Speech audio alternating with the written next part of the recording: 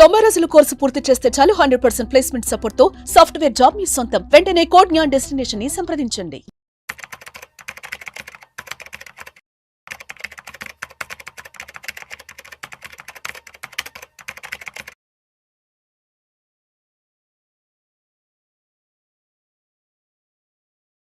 సత్యన్ గారు, welcome to Vishnu talks. నమస్తే.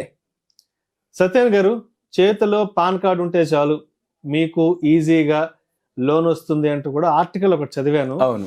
అసలు పాన్ కార్డ్ తో లోన్ ఎవరు ఇస్తారు, ఎక్కడ ఇస్తారు, ఎంత ఇస్తారు, అసలు దీనికి ఏ విధంగా దాఖలు చేయాలి, ఈ లోన్ అమౌంట్ తీసుకొని మళ్ళీ కొద్ది రోజుల తర్వాత ఈ లోన్ అమౌంట్ కనుక మనం సకాలంలో రీపే చేయకపోతే దాని తర్వాత ఎటువంటి తీవ్ర పరిణామాలను కూడా ఎదుర్కోవాల్సి ఉంటుంది. దీనికి సంబంధించిన కంప్లీట్ డీటెయిల్స్ తెలియజేయగలరు? ఓకే, మీరు అన్నట్టు పాన్ కార్డ్ చేతిలో ఉంటే ఒక 5,000 అయితే ఈజీగా వస్తాయి. చాలా మందికి ఏమనిపిస్తుంది అంటే 100, 500, 1000 కూడా ఒక్కోసారి ఒక టైంలో అవసరం పడుతుంది. ఎవరిని అడుగుతా ఒక ఫీల్ ఇస్తాడో ఇయ్యడో, ఒకవేళ ఇచ్చిన ఒక విధమైన వారి దృష్టిలో మనం అనిపిస్తుంది తక్కువైపోతాం. 500 అడిగాడు, 5,000 అడిగాడు, 1000 అడిగిండు అనేది ఫీల్ ఉంటుంది. మళ్ళీ అతను ఇవ్వాలని ఏం లేదు, అడగంగానే ఇంకో తీసి ఇచ్చాడు, ఏంది ఇయ్యడు. దాని బదులు మన దగ్గర పాన్ కార్డు ఉందా, ఒక 5,000 వరకు వస్తాయి. అది ఎట్లా వస్తాయి, ఏమొస్తాయి, దయచేసి వీడియో వినేవాళ్ళు కాల్ చేయొద్దు. మీరు వీడియో చెప్పారండి, నాకు 5,000 కావాలి, నాకు ఇప్పించండి అని మీరుంటే ఇవ్వండి, అట్లా అనొద్దు. ఓకే, సరిగ్గా చెప్దాం. జనరల్గా ఏంటంటే ఎప్పుడైనా పైసలు అవసరమైనప్పుడు మనకి అంటే పర్సనల్ లోన్లు అంటాం.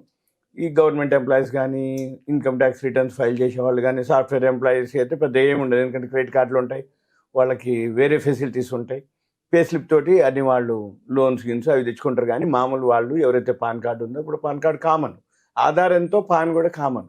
ఎప్పటి నుంచి అంటే 1992లో హర్షద్ మెహతా స్కామ్ జరిగిన తర్వాత సెబీ ఏదైతే షేర్ మార్కెట్కి స్టార్ట్ అయిందో అప్పటి నుంచి పాన్ కార్డుని ఇంట్రడ్యూస్ చేయటం, పాన్ కార్డు మీద అవేర్నెస్ కలిగించటం.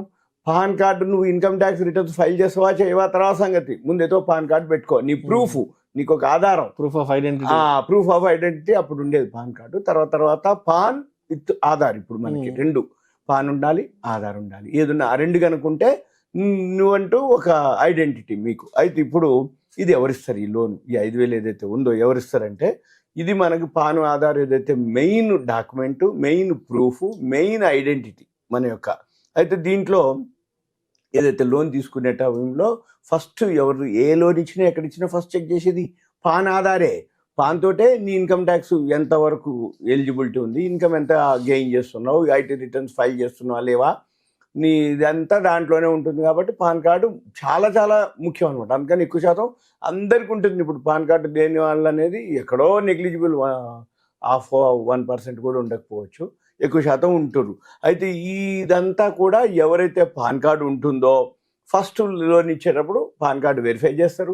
దీంతో పాటు క్రెడిట్ స్కోర్ అని ఒకటి ఉంటుంది, దాన్ని సిబిల్ స్కోర్ అంటారు. ఇది మర్చిపోవద్దు. ఎవరైనా సరే నాకు 5,000 లోన్ ఇస్తారు కదా మీరు అన్నట్టు పాన్ కార్డు ఉంది కదా అంటే కాదు. సిబిల్ స్కోరు 700 పైన కనుక ఉండి ఉంటేనే వాడు ఎగ్గొట్టో, ఐపీఎల్ పెట్టో, లేకపోతే ఇంకేదన్నా చేసి 400, 300 ఉన్నటువంటి సిబిల్ స్కోర్ ఉన్న వాళ్ళకి ఎలిజిబిలిటీ ఉండదు, అర్హత లేదు.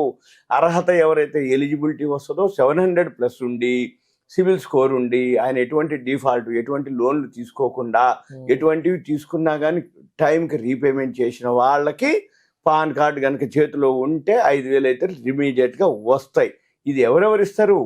పబ్లిక్ సెక్టార్ బ్యాంకులు, ప్రైవేట్ సెక్టార్ బ్యాంకులు, రెండోది నాన్ బ్యాంకింగ్ ఫైనాన్స్ కంపెనీలు, ఎన్బిఎఫ్సిలు నెంబర్ ఆఫ్ ఉన్నాయి. కొన్ని వందల నాన్ బ్యాంకింగ్ ఫైనాన్స్ కంపెనీలు ఉన్నాయి. నేను పేర్లు చెప్తా, వాళ్ళు ఇస్తారా ఇయ్యరా అనేది కాదు, చాలా ఉన్నాయి నాన్ బ్యాంకింగ్ ఫైనాన్స్ కంపెనీలు. ఉదాహరణకు కొన్ని 100 ఉన్నాయి. మీరు ఒకవేళ ఎవరైతే కావాలి అని అనుకుంటారు అనుకోండి, ఉదాహరణకి సింపుల్గా ఫైనాన్స్ సెక్టార్కి వస్తాయి 526 కంపెనీలు ఉన్నాయి. ఓన్లీ అఫీషియలే, ఏది అఫీషియల్గా లోన్ ఇచ్చే కంపెనీలు 526 కంపెనీలు ఉన్నాయి. ఈ లోను ఎవరిస్తారు, ఎట్లిస్తారు? వాళ్ళు ఎన్బిఎఫ్సీలు అంటాం మనం, ఎన్బిఎఫ్సీలు వాళ్ళు ఇస్తారు.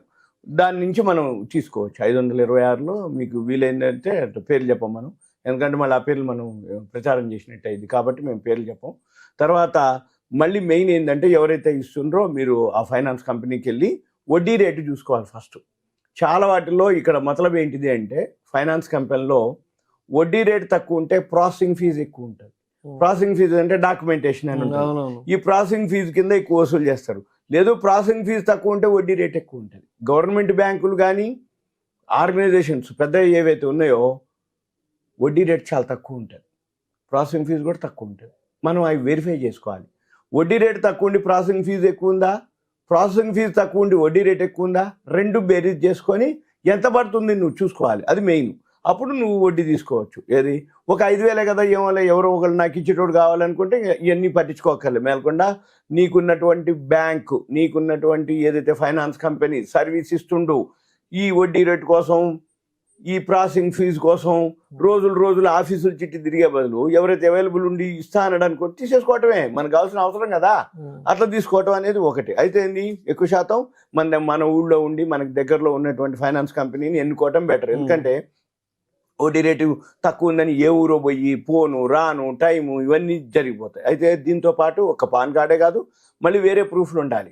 ఐడి ప్రూఫ్, దాన్ని మనం ఐడి ప్రూఫ్ అంటే ఏంటి, ఆధారు, బ్యాంకు ఏవైతే చెక్, బ్యాంకు IFSC కోడ్తో ఉన్నటువంటి బ్యాంక్ డీటెయిల్స్ ఇవన్నీ కూడా మనం సబ్మిట్ చేయాలి.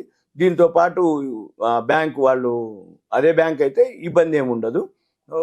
ఒకవేళ వాళ్ళు బ్యాంక్ వాళ్ళు అడిగితే షూరిటీ కూడా అడుగుతారు. ఎవరినన్నా బ్యాంకులో ఉన్న వాళ్ళ అకౌంట్ ఉండి వాళ్ళ షూరిటీ కూడా అడుగుతారు. అవసరమైతే ఆ షూరిటీ కూడా మనం వాళ్ళు ప్లాన్ చేసుకోవాలి. ఎందుకంటే నువ్వు పైసలు లేకపోయినా కానీ కొంచెం షూరిటీ పెట్టే బ్యాంకులో అని ఆడుకోవాలి. మళ్ళీ మీరు అన్నట్టు సకాలంలో కనుక ఇప్పుడు పైసలు ఇచ్చేసిండు ఇంకా అయిపోయిందిలే ఇంక మనం ఎంజాయ్ చేద్దామంటే కాదు. మళ్ళీ వీళ్ళు ఏం చేయాలి, అపరాధ రుసుము అని ఉంటుంది. ఒకవేళ నువ్వు టైంకి కనుక పే చేయకపోతే పెనాల్టీలు పడతాయి.